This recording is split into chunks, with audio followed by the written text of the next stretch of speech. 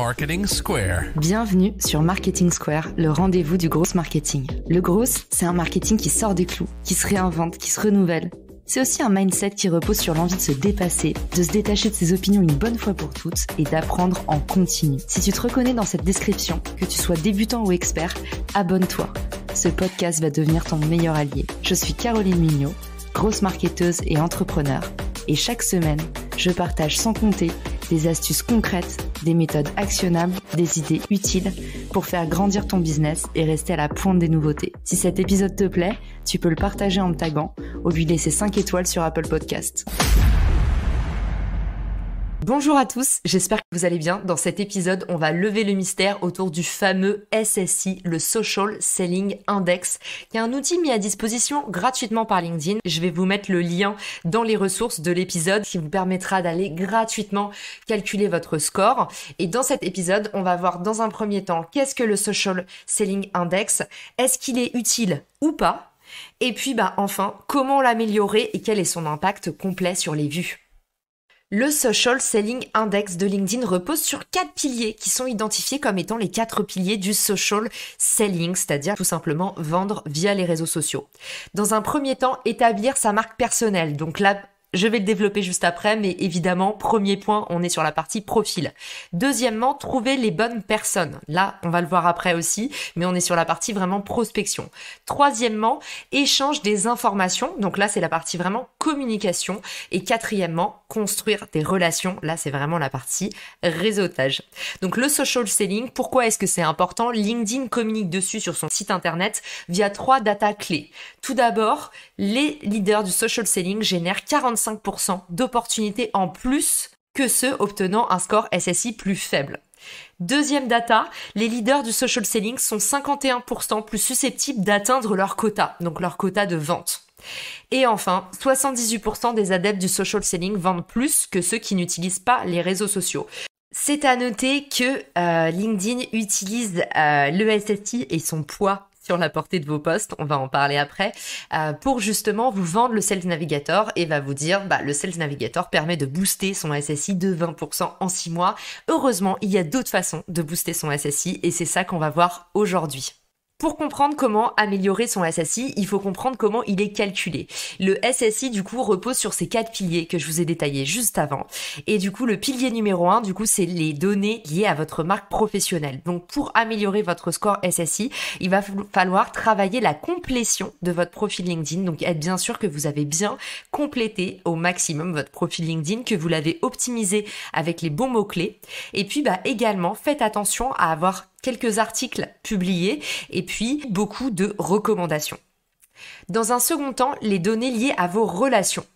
Donc les relations, il va falloir travailler notamment le taux d'acceptation de vos demandes de connexion. Donc si vous avez des demandes de connexion qui sont pas ciblées ou qui sont mal ciblées, forcément vous allez avoir beaucoup de refus et ça va faire baisser votre note. Donc faites attention en fait à vos demandes de connexion, ça va jouer dans le deuxième niveau de score. Ensuite, troisième pilier, les données liées au niveau d'engagement. C'est déterminé par le fait que vous ayez beaucoup de partages, beaucoup de repartages, beaucoup de mentions j'aime et beaucoup de commentaires sur vos posts. Mais ça prend également en compte les messages envoyés et le taux de réponse que vous avez à vos messages envoyés en privé. Et puis enfin, même selon LinkedIn, les groupes dont vous faites partie et votre niveau d'engagement dans ceux-ci. Dernier pilier, on est sur l'utilisation de LinkedIn pour trouver des prospects. Et donc là, en fait, ça va être votre utilisation de la barre de recherche, la consultation des profils que vous faites, le nombre de jours où vous êtes actif sur LinkedIn. LinkedIn précise si vous êtes un utilisateur du Sales Navigator. Il y a aussi des données d'utilisation qui rentrent en compte dans ce score SSI.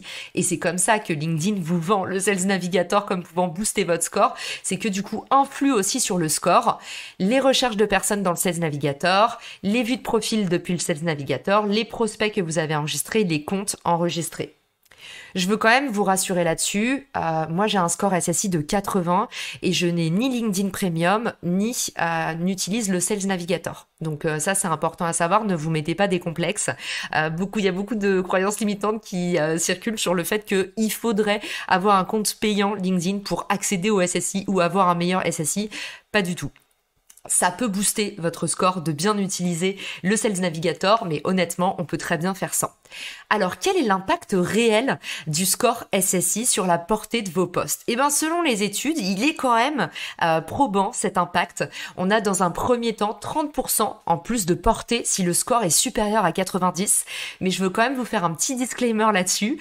Petit bémol, je ne connais personne qui a un score supérieur à 90 en termes de SSI. Donc, c'est quand même assez difficile, je pense, à obtenir et assez exceptionnel. Sentez-vous bien si vous avez entre 60 de SSI et 90, donc de 75 à 90, 20% de plus de portée, et de 60 à 75, 10% de plus de portée. Ce qu'il faut retenir, très simplement, c'est qu'à partir du moment où vous avez un SSI de 60, donc 60% minimum, vous avez un petit bonus de portée. Ce que vous devez aussi retenir, c'est que du coup, si vous avez moins de 45%, des études démontrent 20% de portée en moins. Ça veut dire que votre profil, il est un petit peu déprécié par LinkedIn. Parce que tout simplement, vous avez envoyé des mauvais signaux. Soit vous n'avez pas bien rempli votre profil, soit vous avez un peu fait du spam. Donc LinkedIn vous déprécie en termes de portée. Voilà, j'espère que cet épisode vous a été utile. Comme vous l'avez vu, le SSI, c'est un bon référentiel en fait. Ça nous permet de jauger un peu nos performances sur LinkedIn, de dégager des axes d'amélioration. Et puis, c'est un score qui est remis en cause quotidiennement. Donc, ça permet aussi de mesurer sa marge de progression sur la plateforme. Donc, c'est pas un outil qui est fait que pour les commerciaux. Par contre, il faut pas en faire une obsession et regarder chaque jour son score SSI. Ce qui est important à retenir, c'est que pour avoir un bon score SSI, il faut à la fois travailler l'optimisation de son profil, à la fois faire en sorte de créer des mises en relation qui soient pertinentes. Troisièmement, avoir des posts qui engagent. Et enfin, quatrièmement, aller réseauter au maximum et faire du réseautage efficace en étant actif sur le réseau et en ayant du coup une activité probante. Ça, c'est tout simplement le nerf de la guerre sur LinkedIn. Et moi, c'est les 4 étapes que je travaille en coaching. Donc, vous voyez, le SSI, c'est juste un petit peu de bon sens et c'est un peu les 4 facettes élémentaires finalement quand on construit une marque personnelle. J'espère que cet épisode vous a aidé. Et puis, je vous dis à très vite dans Marketing Square. On se laisse avec ma dernière review et pas des moindres.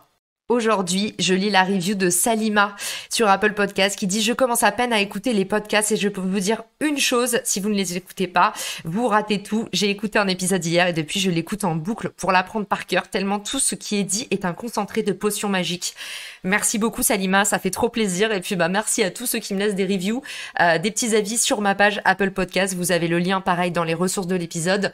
N'hésitez pas parce que ça me fait vraiment plaisir et ça m'encourage à continuer ce rythme effréné de un épisode par jour. Sur ce, je vous dis rendez-vous demain pour un nouvel épisode et merci pour le soutien. Ciao!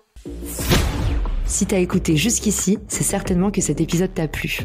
Ce podcast est rendu possible par Richmaker, le Tinder du B2B comme on l'appelle. C'est une plateforme que j'ai lancée et qui permet d'identifier des partenaires compatibles en fonction de ton business.